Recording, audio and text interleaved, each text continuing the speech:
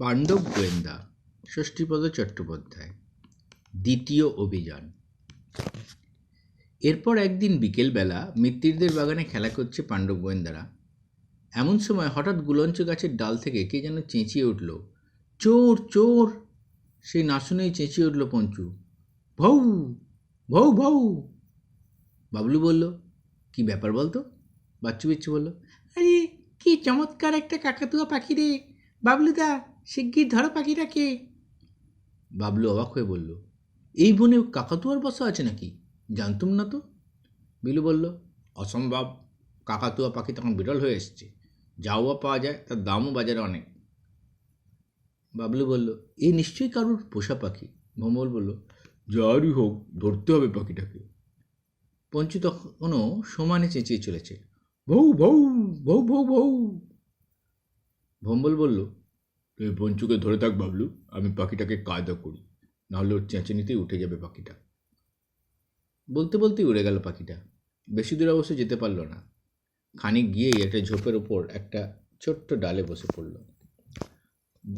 ভম্বল বলল, তোরা কেউ আসবি না, আমি পিছু নিচ্ছি পাখিটার, ওটাকে ধরতে না পারলে আমার মনে শান্তি আসবে না।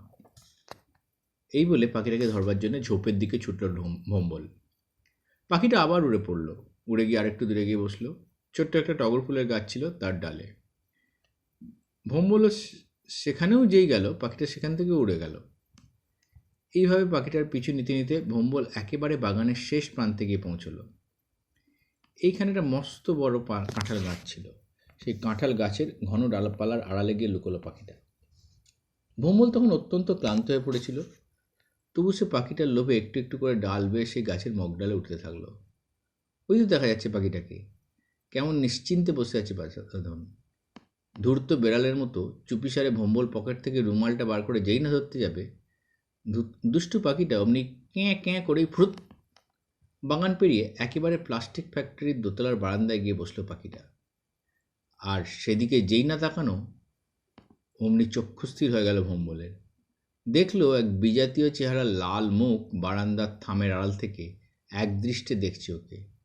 সে দেখে এমনই দেখা যে ভম্বলের বুকের একদম ভেতরের জায়গাটা পর্যন্ত কেঁপে উঠল। এ মুখাবয়ব অমানসিক, ভৌতিক ছাড়া আর কিছুই না। যেই না এই কথা মনে হওয়া, অমনি সুরসুর করে গাছ থেকে নেমেই একবারে তীর বেগে ছুটে চলল ভম্বল সেই পোড়বাড়ির দিকে, যেখানে আর সকলে ওর জন্য অধীর আগ্রহে অপেক্ষা করছে। পরদিন সকালবেলা প্রত্যেকটি খবরের কাগজে এক চাঞ্চল্যকর খবর ছাপা হলো। প্লাস্টিক ফ্যাক্টরির মালিকের স্ত্রীকে কে বা কারা যেন নৃশংসভাবে হত্যা করেছে এবং তার সমস্ত গয়না চুরি করে নিয়ে গেছে। সেই সঙ্গে নিয়ে গেছে একটি পোষা কাকাতুয়া পাখি। পাখিটা অবিকল মানুষের মতো কথা বলতে পারত। পুলিশ এই খুনের বিষয়টি নিয়ে খুব চিন্তায় পড়ে গেছে। কেননা আততায়ীর পায়ের ছাপ ঘরের ভেতরে পাওয়া গেলেও ঘরের বাইরে, উঠোনে, মাঠে, সিঁড়িতে কোনোখানি তার এতটুকু পদচিহ্ন নেই। খবরটা পড়েই লাফিয়ে উঠল ভম্বল। যাকে দেখে সে ভূত ভেবে ভয় পেয়েছিল, আসলে সেই লোকটাই যে খুনি, তাতে আর বিন্দুমাত্র সন্দেহ রইল না তার। ভাগ্যে পাখিটা উড়ে এসে চোর চোর বলে ডেকেছিল, তাই তো পাখিটাকে ধরতে গিয়ে আসল ঘুঘুকে দেখে ফেলেছে সে। দৃশ্যটা মনে পড়তেই শিউরে উঠল ভম্বল। কি সাংঘাতিক সেই মুখ! ভম্বল আর একটুও দেরি না করে বাচ্চু বিচ্চু আর বিলুকে নিয়ে বাবলুদের বাড়িতে গেল। তারপর সবাই জড়ো হলো বাবলুদের ছাদে। কালকের ঘটনাটা কালই ওদের বলেছিল ভম্বল। শুনে সবাই হেসেছিল, কিন্তু আজকের কাগজে খবরটা পড়ার পর কেউ আর হাসতেও সাহস করল না। ভম্বল বলল, এই কেসটা কি আমাদের হাতে নেওয়া যেতে পারে? বাবলু বলল, নিশ্চয়ই। খুনিকে যখন দেখেছিস তুই, তখন আর তাকে চিনে ফেলতে খুব একটা দেরি হবে না আমাদের। ওকে আমরা ধরবই ধরব। বিলু বলল, দরকার হলে এ ব্যাপারে আমরা পুলিশেরও সাহায্য নেব, পুলিশ তো চিনেই গেছে আমাদের। বাবলু বলল, ঠিক, কালকের ঘটনার কথা আমরা গিয়ে পুলিশকে এখনই বলি চল, তাতে করে খুনিকে ধরতে ওদের একটু সুবিধা হবে। সবাই তখন দল বেঁধে চলল থানায় খুনির বর্ণনা দিতে। পঞ্চু অবশ্য ওদের সঙ্গে যেতে বাদ পড়ল না।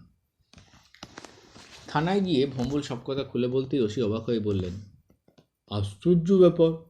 তারপর বললেন, ঠিক কী সময়ে দেখেছো বলো তো? আগে সন্ধ্যের মুখে, আর লোকটার মুখ কীরকম যেন আমাদের সাধারণ লোকের মুখের মতো নয়। ওসি গম্ভীর মুখে সব কথা শুনে যা যা নোট করবার সব নোট করে নিলেন। তারপর বললেন, আমরা এ ব্যাপারে জোর তদন্ত চালাচ্ছি, যদি প্রয়োজন হয় তোমাদের ডাকবো। তোমরা এখন চেষ্টা করবে সেই মুখ যদি আর কখনো দেখতে পাও কিনা। যেই পাবে অমনি জানাবে আমাকে। যদি দূরে কোথাও দেখতে পাও তাহলে তাড়াতাড়ি ফোন করে সেই জায়গাটার নাম বলে জানাবে। সঙ্গে সঙ্গে ধরবো বেটাকে, আর সেই সঙ্গে খবরের কাগজেও নাম ছাপিয়ে দেবো তোমাদের। পাণ্ডব গোয়েন্দার নামটা দেখবে রাতারাতি বিখ্যাত হয়ে যাবে। ওরা থানা থেকে বেরিয়ে এক জায়গায় হঠাৎ একটা ডুগডুগ বাজনা শুনে থমকে দাঁড়ালো। আরও অনেকে দাঁড়িয়েছে সেখানে, ওরাও দাঁড়ালো। বাঁশ আর দড়ি দিয়ে একটা অংশকে ঘিরে ফেলে খেলা দেখাচ্ছে একজন ইরানি যাযাবর ও এক জিপসি মেয়ে। মেয়েটি ঘাগরা উড়িয়ে এক অদ্ভুত কায়দায় অপূর্বভাবে নেচে চলেছে, আর ইরানিটা সেই নাচের তালে তালে ঢোল বাজিয়ে কসরত দেখাচ্ছে। পাশে একটা ছোট্ট তাঁবু, সেই তাঁবুর আশেপাশে কতগুলো মুরগি ঘোরাঘুরি করছিল। বেশ নধর চেহারা মুরগিগুলোর। একটা ছাগল এবং একটা কুকুরও বাঁধা ছিল সেখানে। পঞ্চু হঠাৎ সেই মুরগিগুলোর দিকে ভৌ ভৌ করে তেড়ে গেল। যেই না যাওয়া, ইরানিদের কুকুরটা অমনি দ্বিগুণ জোরে চেঁচিয়ে তার প্রতিবাদ করে এল। নেহাত বাঁধা ছিল তাই রক্ষে, না হলে যা তেজি কুকুর ছিঁড়ে টুকরো টুকরো করে ফেলতে বোধ হয়। ইরানিটা ঢোল থামিয়ে একটা লাঠি হাতে তেড়ে এলো পঞ্চুকে। যেই না আসা, অমনি খুব কাছ থেকে লোকটার মুখ দেখেই চমকে উঠল ভম্বল। তারপর চুপি চুপি বাবলুর কানের কাছে মুখ এনে বলল, বাবলু, এর মুখে আমি কাল দেখেছি, এই সেই লোক। তারা খেয়ে পঞ্চু তখন পালিয়ে এসেছে, আর ভম্বল বাবলুর পেছনে এমনভাবে দাঁড়িয়েছে যে ইরানিটা যেন ওকে দেখে না ফেলে। পঞ্চুকে তাড়িয়ে লোকটা আবার ঢোল পিটতে লাগলো। আবার শুরু হলো জিপসির নাচ। পাণ্ডব গোয়েন্দারা চলে এলো সেখান থেকে। খানিকটা তবাতে এসে বাবলু বলল, তুই ঠিক বলেছিস ভম্বল, এই সেই লোক। আমার এতটা ভুল হবে না রে বাবলু, এই সেই লোক। শুধু লোকটা এতক্ষণ পেছন ফিরে ঢোল বাজাচ্ছিল বলে ওর মুখটা আমি দেখিনি ভালো করে। বিলু বলল, এই লোকটাই তাহলে খুনি বলতে চাস? ভম্বল বলল, খুনি কিনা তা বলতে পারি না, তবে কাল প্লাস্টিক ফ্যাক্টরির বারান্দায় এই মুখই আমি দেখেছি। এই মুখ আমি জীবনে ভুলব না। বাবলু বলল, তা যদি হয় তাহলে এই লোকটাই হত্যাকারী। বাচ্চু বাচ্চু বলল, তাহলে কি একবার থানায় গিয়ে জানিয়ে আসবো? বাবলু বলল, না, এখনই তার কোনো প্রয়োজন নেই। যেমন করেই হোক চোরাই মাল আমাদের উদ্ধার করতে হবে। আজ বিকেলবেলা আবার আমরা আসবো এখানে, আর দুপুরবেলা একবার আমার স্পটে যাব। ভম্বল বলল, বেশ, তাই হবে। ওরা সবাই চলে এলো যে যার ঘরে। দুপুরবেলা প্লাস্টিক ফ্যাক্টরি গেটের কাছে এসে ওরা দেখলো গেট বন্ধ। ফ্যাক্টরিও বন্ধ আজকে। কালকের এই ব্যাপারের পর আজ কখনো খোলা থাকতে পারে না। সে যাই হোক, এখন মুশকিল হলো ভেতরে ঢোকা যায় কী করে। বাবলু বলল, এর ভেতরে ঢোকবার একটি মাত্র উপায় আছে। বলল, কী উপায় বল? মিত্তিরদের বাগানের পেছন দিক দিয়ে ভেতরে ঢোকা। ভম্বল বলল, কিন্তু সেখানেও তো কোনো ফাঁক নেই। একটু বুদ্ধি খরচা করলেই ভেতরে ঢোকা যায়। বাচ্চু বলল, কী করে? যে গাছে ভম্বল উঠেছিল সেই গাছের ডালে একটা বেশ শক্ত মোটা লম্বা দড়ি বেঁধে সেই দড়ি বেয়ে নিচে নামা যায়। দি আইডিয়া, ভম্বল বলল। ঠিক আছে, তোরা যা, তারপর আমি যাচ্ছি। আমি এখনই নিয়ে আসছি আমাদের কুয়োর জল তোলার লম্বা নাইলনের দড়িটা। এই বলে ভম্বল চলে গেল। বাবলুরা সবাই তখন বাগানের শেষ প্রান্তে সেই গাছের উপর উঠেছে। এখান থেকে ফ্যাক্টরির বারান্দা খুব ভালোভাবে দেখা যাচ্ছে। জায়গাটা অনেকখানি, চারদিক ঘেরা, নিচে ফ্যাক্টরি, ওপরে মালিক থাকেন। কাজেই মেশিনের ঘরঘর শব্দে ওপরের চিৎকারও কানে যাওয়ার নয়। কিন্তু কি সাহস ব্যাটার, অমন ভর সন্ধেবেলা দিব্যি এসে খুন করে গেল। একটু পরেই ভম্বল এসে পড়ল দড়ি নিয়ে। দড়ি ধরে পাঁচিল টপকে সর্বাগ্যে বাবলু নামলো ভেতরে। তারপর পঞ্চুকে বেঁধে নামানো হলো। পঞ্চুর পর বাচ্চু বিচ্চু, সবশেষে বিলু আর ভম্বল। সবাই নেমে পড়ার পর প্রথমে চারদিকে তন্ন তন্ন করে খুঁজতে লাগলো কোথাও খুনি তার সুকৌশল খুনের কোনো রকম চিহ্ন রেখে গেছে কিনা তা দেখবার জন্যে। কিন্তু না, কোনো চিহ্ন কোথাও নেই। কি অদ্ভুত ও রহস্যময় হত্যাকাণ্ড! একটা মানুষ খুন হলো, আততায়ীর পদচিহ্ন পাওয়া গেল, অথচ সেটা ঘরের ভেতর, ঘরের বাইরে কোথাও নয়। আততায়ী কি ম্যাজিক জানে? এমন সময় হঠাৎ পঞ্চু ভৌ ভৌ করে একটা ঝোপের দিকে ছুটে গেল। পঞ্চুকে ছুটতে দেখে পঞ্চুর পিছু সর্বপ্রথম ছুটে গেল বিলু। বিলু গিয়ে দেখল এক জায়গায় পঞ্চু অনেক এক মনে কী যেন শুঁকছে। তাই দেখে সে উৎসাহিত হয়ে বলল, এই দেখ বাবলু, এ দেখ বাবলু, এখানে কিসের যেন দাগ। বাবলু অনেকক্ষণ ধরে গবেষকের মতো দাগগুলোর আশপাশ লক্ষ্য করে রায় দিল, এটা আততায়ীর কোনো চিহ্ন নয়। ভম্বল বলল, কী করে বুঝলি? এখানে পুলিশ এসেছিল, চারিদিকে বুটের ছাপ আছে, এ দাগ পুলিশের লাঠি ঠোকায়। চলে আয়, একবার বারান্দার উপরে উঠতে হবে আমাদের। বিচ্ছু বলল, কী করে উঠবে? চারিদিকে তো তালা দেওয়া। পাইপ বেয়ে উপরে উঠব, তোরা একটু গেটের দিকে নজর রাখবি যাতে কেউ এসে না পড়ে। বিলু বলল, এসে পড়ার ভয় নেই, কেননা মর্গ থেকে লাশ নিয়ে দাহ করে আসবে তো সব, কাজেই দেরি হবে। বাবলু নিশ্চিন্ত মনে পাইপ বেয়ে ওপরে উঠল। উঠেই দেখতে পেল বারান্দায় পুলিশের পায়ের ছাপ, আর অন্য কোণে অন্য একটি পায়ের ছাপ রয়েছে। ঘর বন্ধ। ও আস্তে আস্তে ছাদের সিঁড়ির কাছে গেল। তারপর ছাদের খিল খুলে ছাদে উঠে দেখলো, চারিদিক দেখতে লাগলো। খুনি ছাদ দিয়ে নেমেছে কি পালিয়েছে কি না, কিন্তু না, সেখানে আততায়ীর কোনো চিহ্নই দেখতে পেল না সে।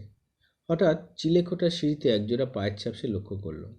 বেশ বড় বড় জুতোহীন পায়ের ছাপ, যেন কেউ এই সিঁড়িতে বেশ কিছুক্ষণ ধরে বিশ্রাম নিয়েছে। বাবলু একটা ঝাঁটাকুটি কুড়িয়ে সেই ছাপটার মাপ নিয়ে তাড়াতাড়ি বারান্দায় এসে অপর ছাপটার মাপ মিলিয়ে দেখল। হুবহু একই ছাপ, একই মাপ। কাঠি নিয়ে আবার পাইপ বেয়ে ধীরে ধীরে নেমে এলো সে। তারা বলল, আমাদের প্রাথমিক তদন্ত শেষ, এবার চল সস্থানে প্রস্থান করি। এই বলে ওরা সে ঝুলানো দড়ির কাছে গেল। কিন্তু এ কি, দড়ি কোথায়? ওরা ওপর থেকে তাকিয়ে দেখল গাছের ডালের সঙ্গে শক্ত করে বাঁধা দড়িটাকে যেন খুলে নিয়ে গেছে। কে নিল? কে কে সে? বিলু বলল, আশ্চর্য ব্যাপার তো। বাবলু বলল, কিছুই আশ্চর্য নয়, যে খুন করেছে সে নিজেই এসে খুলে নিয়ে গেছে ওটা। অম্বল বলল, এ অসম্ভব। এটাই সম্ভব। খুনিরা চিরকাল এই ভুলটাই করে থাকে। খুনের পর ঘটনাস্থলের আশেপাশে ঘুরে বেড়ায় তারা, কেবল দেখে তার কোনো চিহ্ন কোথাও পড়ে আছে কিনা, অথবা তাকে কেউ সন্দেহ করছে কিনা। বিলু বলল, তাহলে উপায়? এখন আমরা বেরোবো কী করে এর ভেতর থেকে? বাবলু বলল, কোনো উপায় নেই। যতক্ষণ না ওরা ফিরে আসে ততক্ষণ আমাদের অপেক্ষা করতে হবে। বিলু বলল, আশ্চর্য ব্যাপার, এরা সবাই না হয় লাশ নিয়ে ব্যস্ত, কিন্তু দারোয়ান বেটা, সে বেটা গেল কোথায়? ভম্বল বলল, দারোয়ানকে জিজ্ঞাসাবাদের জন্য পুলিশ ধরে নিয়ে গেছে। বলতে বলতেই দেখা গেল গেট খুলে যাচ্ছে। ওরা তাড়াতাড়ি লুকিয়ে পড়লো একটা ঝোপের আড়ালে। গেট খুলে কয়েকজন লোক ভেতরে ঢুকলেন। তার একজন হলেন এই ফ্যাক্টরি আর বাড়ির মালিক, বাকিরা সব তার বন্ধুবান্ধব। ওরা সবাই ভেতরে এলেন, গেটটা ভেজিয়ে দিয়ে বাড়ির তালা খুলে ঘরে ঢুকলেন। সেই অবসরে ওরাও সকলে বেরিয়ে পড়ল গেট দিয়ে। বাবলুরা বাইরে এসে যেন হাঁপ ছেড়ে বাঁচল। দুপুর গড়িয়ে বিকেল তখন। বাবলু বলল, এখন একবার ময়দানের দিকে আমাদের যাওয়া উচিত। ভম্বল বলল, আমি একটু তফাতে থাকবো, কেমন? নাহলে বেটা আমাকে চিনে ফেলতে পারে। বাবলু বলল, সেটার আর প্রয়োজন নেই, কেন তার গাছ থেকে দড়ি যখন খুলেছে তখন আমাদেরকে সে নিশ্চয়ই লক্ষ্য করেছে। বিলি বলল, তারই বা কি মানে আছে? হয়তো সে আমাদের দেখেইনি, শুধু দড়িটাই ঝুলতে দেখেছে, তাই খুলে নিয়ে পালিয়েছে সে। বাবলু বলল, যা হোক একটা কিছু হয়েছে, কিন্তু আমরা সবাই একসঙ্গে থাকবো। এই কথা বলতে বলতে ওরা ময়দানের দিকে গেল। কিন্তু কোথায় কে, কোথায় সেই ইরানি যাযাবর, আর কোথায় বা সেই জিপসি মেয়ে? ছাগল, বাঁদর, কুকুর, তাঁবু সব উধাও। তাই দেখে হতবাক হয়ে গেল ওরা। ভোমল বলল, উহ, সকালে যদি আমরা একবার থানায় গিয়ে খবরটা দিতাম, কি ভুলই না করলাম আমরা, অথচ এখন আর মুখই নেই আমাদের। বাবলু বলল, এত ভেঙে পড়বার কিছু নেই, একটা বেলার মধ্যে কোথায় যাবে বাছাধনরা? ভোম্বলের ওদের খুঁজে বার করবো আমরা। ভোম্বলের বুক থেকে একটা দীর্ঘশ্বাস বেরিয়ে এলো। আর পঞ্চু অকারণে শুকে বেড়াতে লাগলো মাটির মাটিটাকে, এবং নিজের মনেই রাগে গড়গড় করতে লাগলো। পরদিন সকালের কাগজে আবার এক চাঞ্চল্যকর খবর প্রকাশিত হলো।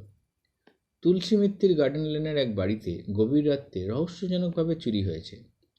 টাকা কড়ি এবং সোনার গয়না মিলিয়ে প্রায় 20,000 টাকার মতো চুরি। সবচেয়ে আশ্চর্যের ব্যাপার, এক্ষেত্রেও চোরের পদচিহ্ন শুধুমাত্র ঘরে, বারান্দা এবং ছাদের উপর পাওয়া গেছে, এর বাইরে আর কোথাও নয়।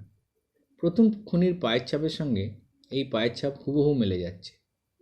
খবরটা দেখেই পাণ্ডব গোয়েন্দারা দলবদ্ধভাবে ছুটল ঘটনাস্থলে। গলির মুখে একটা ছোটোখাটো ভিড় হয়ে আছে। সেখানে বাবলুর চেনা জানা একজন ছিল।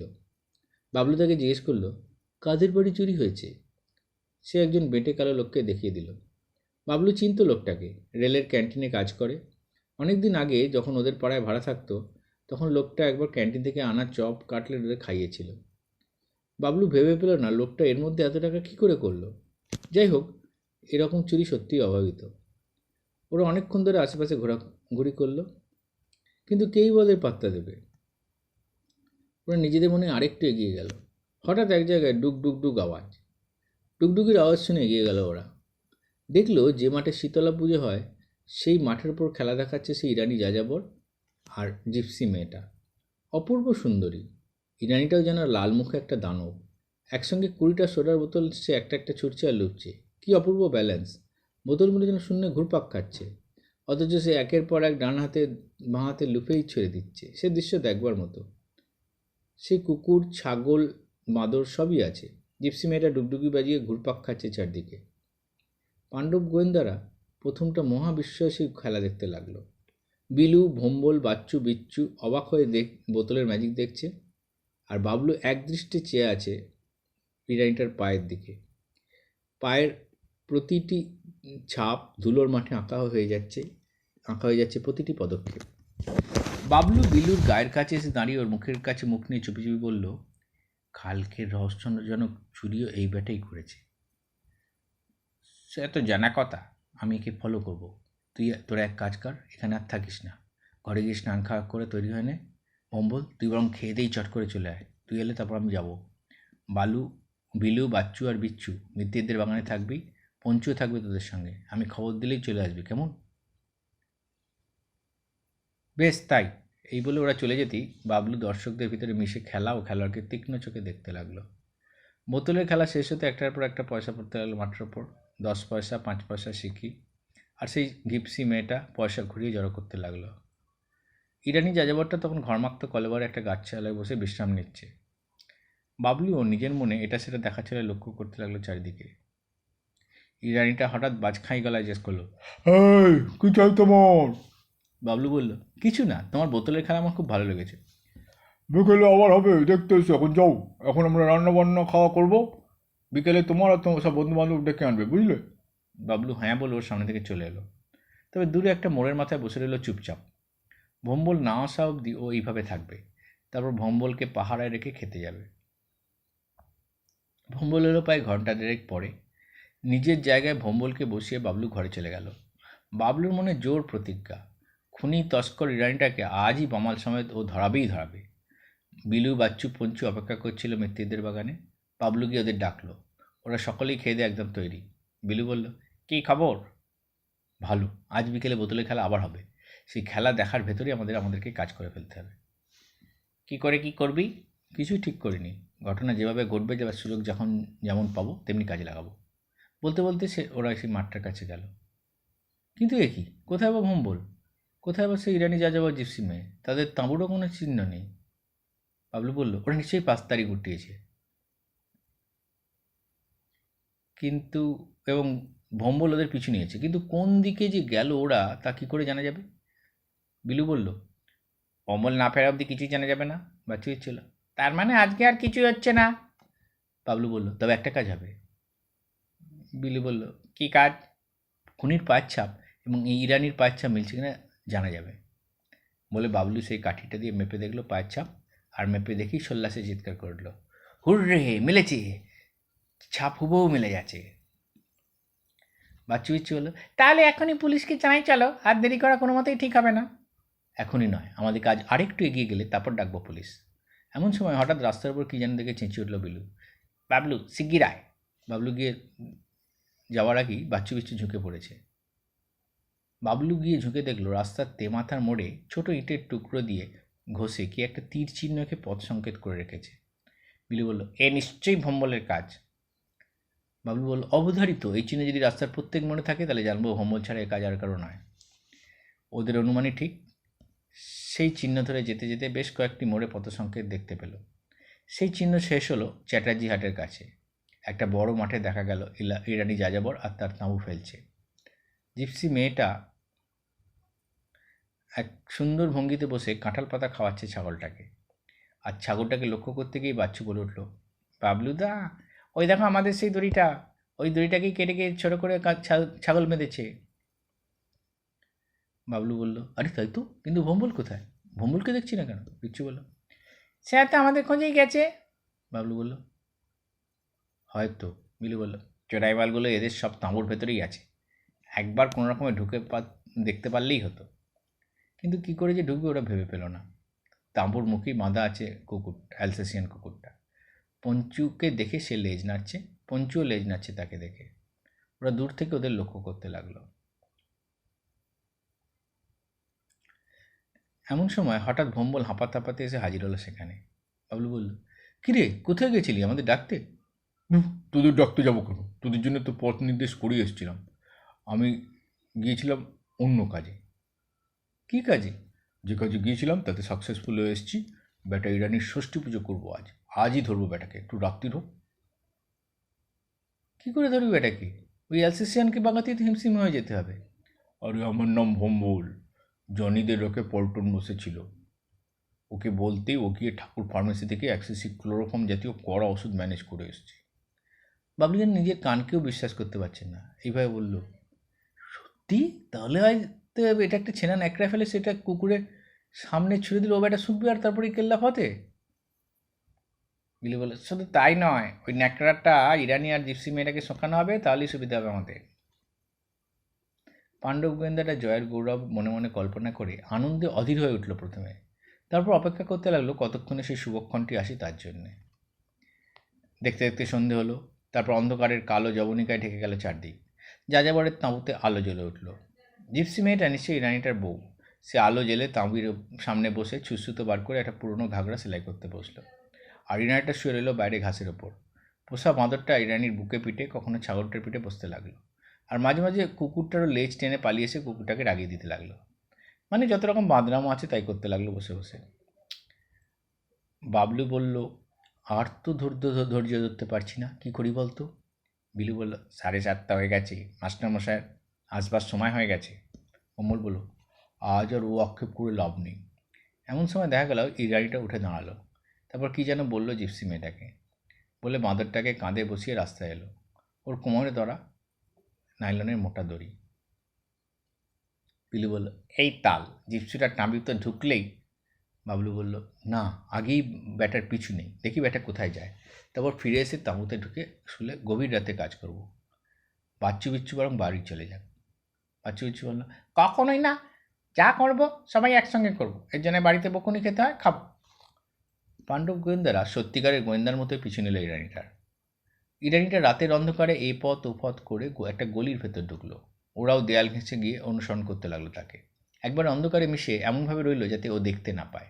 ইরানিটা থমকে দাঁড়িয়ে এদিক ওদিক করে তাকিয়ে দেখলো দু একবার।